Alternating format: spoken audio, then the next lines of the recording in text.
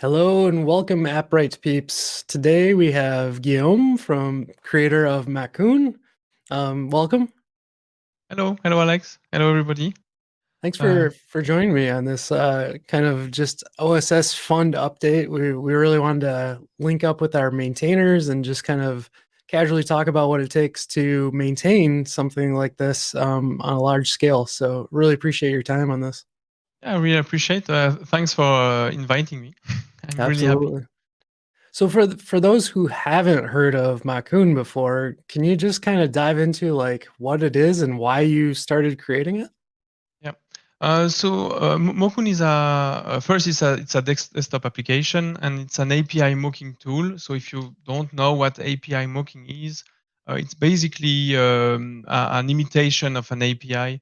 And the most common use case is, for example, you are working on a front end and you expect to call a backend API and it's not ready or it's not available. It's maybe a client API you don't have access to. So you can just fake it, mock it, imitate it with a tool like Mockoon. And it's really easy. You just create some routes and you press play and the server is running and you can just make your calls uh, toward the mock. And like that you can uh, yeah, make your development way faster, easier. And I know that some companies are also using Mockoon in their QA environment, for example, Oh, nice. um, to make the test a bit more realistic without having also to maintain like a QA version of both the database and the API. So it's Yeah, uh, so that's really well appreciated for powerful. that. Like when you're using a public API, like the Stripe API, let's say, and you can't like change it or anything like that, and you Yeah, don't want to hit it a million times, even though they have a cool developer mode. So you can put the exactly. responses that you expect into Mockoon, and then you can just hit that locally a bunch of times, right? Yeah, exactly. And the funny thing is that a lot of people not ignore, but I know a lot of people ignoring that you can just mock something like that. So they always create, sandbox developer Yeah. accounts, and they expect that they need to hit all the endpoints. And sometimes you just need like the payment endpoint and maybe another one, and you can just like copy paste a bunch of JSON and start from there in 1 minute without Yeah. any of the hassle of creating an account, etc. So it's Yeah, I I'm find like using the tool myself, so I'm already convinced. so that kind of brings up another point. Like, why did you start Mockoon? Did you just feel like there wasn't a solution out there that quite fit, or you're tired of spinning up Node with JSON in it all the time, or Yeah, so it was a mix. Yeah, it was at work 5 years ago, and with the colleagues, we needed something to mock the API that wasn't ready. So it was just a front end team and a back end team, and we all started all together, but then the back end wasn't ready. That was the reason.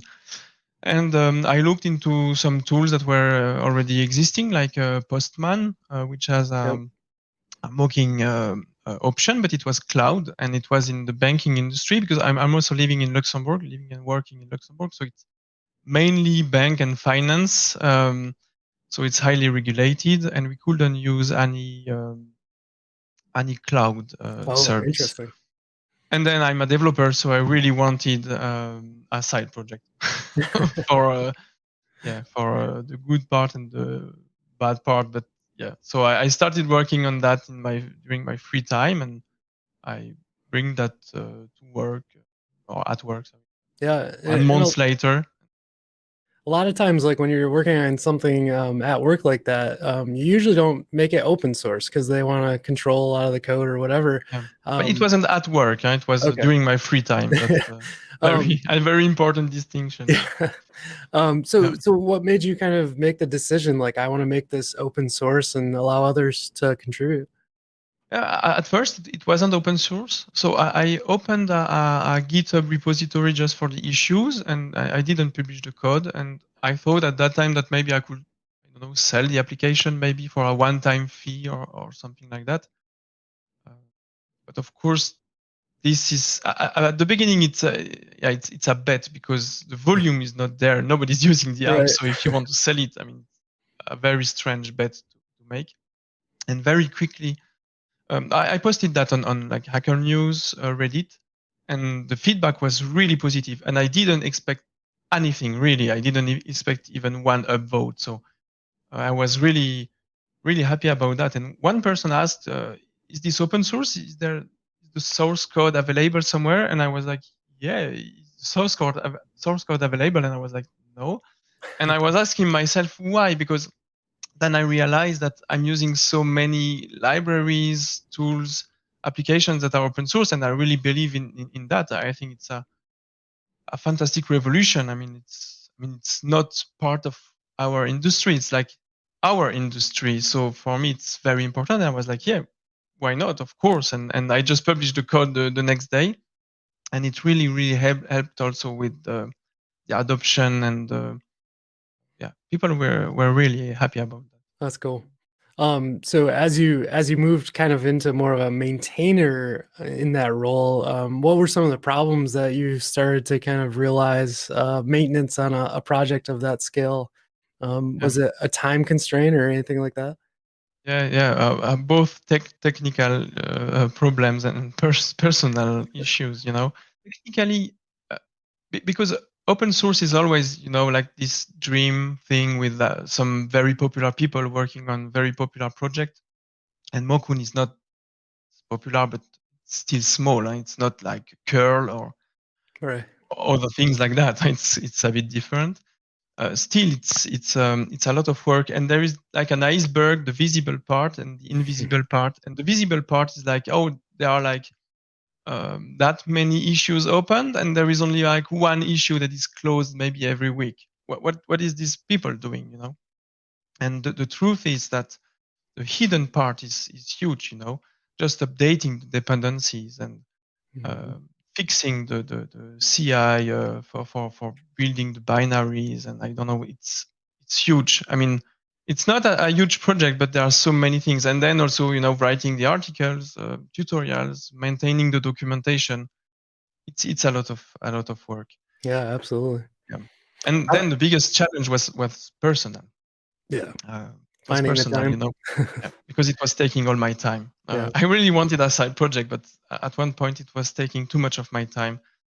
And yeah, long story short, in 2020, I burned out yeah. end of the year, and I decided, supported by my family, that I would quit my job early 2021. So since 1 year and a half, I'm full time on Mokun. That's amazing. Yeah. That was a tough decision, and but I don't regret it. So yeah, I have Yeah. a couple questions that kind of spin off of that.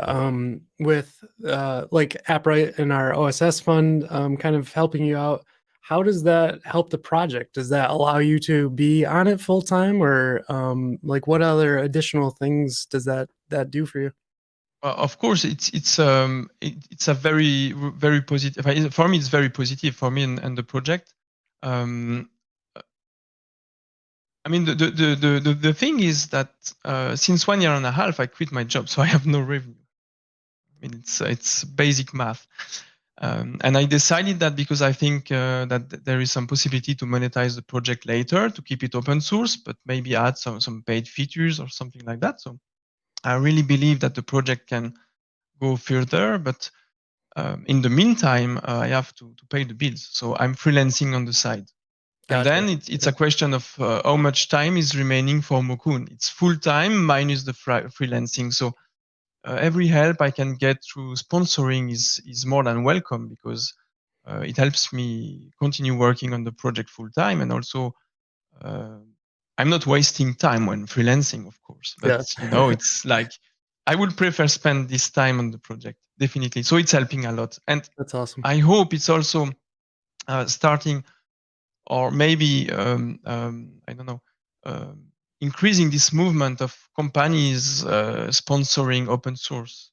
I And hope so it's too. really, Yeah. yeah, and it's really tiny yet. It should really gather some momentum. Or I don't Yeah, know. it's really That would be difficult great. having OSS projects. Yeah. Do you feel like I know you're like have ideas of the monetization side. Do you feel like you'll ever pitch this to like a VC company to try to get seed round money or anything like that? Yeah, I have been approached by some funds, but it's really complicated for me. I'm Sure. really not from this world, and I would really like to bootstrap also if Sure. Mockoon would become a company.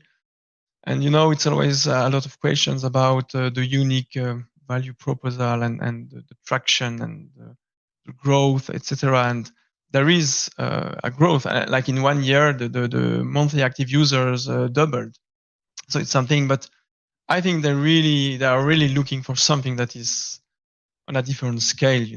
So Yeah. I'm not sure that would be the best bet. And then I wouldn't like also, external people being able to say, okay, no, comes the monetization and only the monetization, Right. because it's still an open source project at its core. So I think it's very important to keep that in Do you mind. think if someone approached you and said, we'd love to buy it and here's a chunk of money, but you have to make it private, is that something you'd do?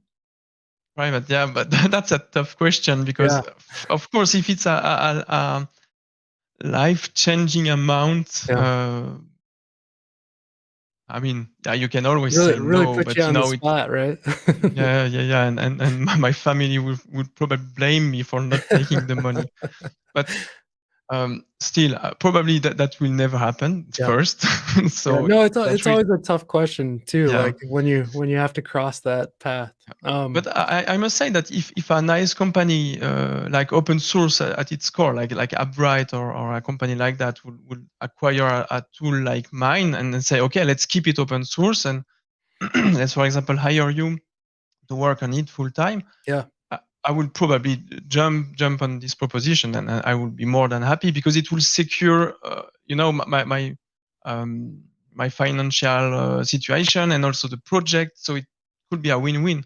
And for example, Insomnia, which is like, let's say, a Postman competitor, it was one person for years, and the application was acquired by Kong some years ago, and they hired this person, Gregory, his name, and it worked well, and it's still open source, and it's, I think, still working quite well. So yeah, I will be open to that. Yeah, definitely. Yeah.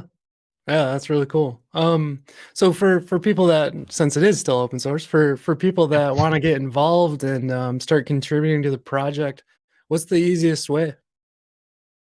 Um, yeah, I would say use the application, and if you find something that is a bit odd or something that you would like to improve or fix, um, I think the easier is to contact me on the Discord channel or the GitHub discussions. I think, I mean, for me, that's the approach I prefer, because I also try to have some sort of vision or long-term roadmap that is not necessarily public. What I have in mind. Sometimes it's vague, and you can definitely change my mind. Sometimes I'm wrong, but I really like having a chat first, a quick chat, and say, okay, it's going in the right direction, or oh yeah, it's a nice idea, and I never thought about that. But I think it's easier like that, rather than starting working directly on an issue, and open the pull request then immediately after. And then, yeah, sometimes for me it's harder because it's like completely contradicting what I had in mind, and Sure. sometimes it's not exactly right with the roadmap. So yeah, I would Um, say interacting like that's if there's some issues out first. there, do you have anything like uh, first issue or anything like that, like a tag that people can go No, after? I could. Yeah, there are some bugs that could be good first issues. Sure.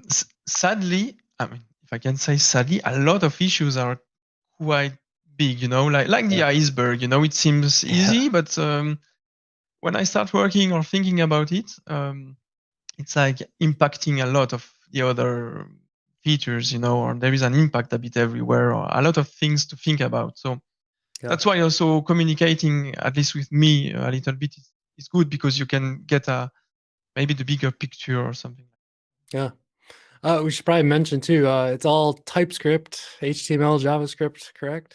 Yeah, it's Electron, so it's desktop. Mhm. It's an Electron app with Angular. So Okay. So sorry if for you're all the if React you're fans out there, but yeah, it's also my favorite framework. So yeah, nice. Angular, and then also a bit of Node.js for the CLI. So this is where you can go out to Mockoon, where you can find any issues and add to the project. github.com/Mockoon, Mockoon. You can also click that heart up at the top and sponsor as well to help out financially too. So really appreciate your time and kind of talking about what the OSS Fund will help you do in the future. Appreciate it, Guillaume. Thank you. I really appreciate too. And if anyone has questions, reach out. I will be really happy to help or answer Awesome. any question. Perfect. All right. Take Thank care. you very much. Thank you. Okay. Bye.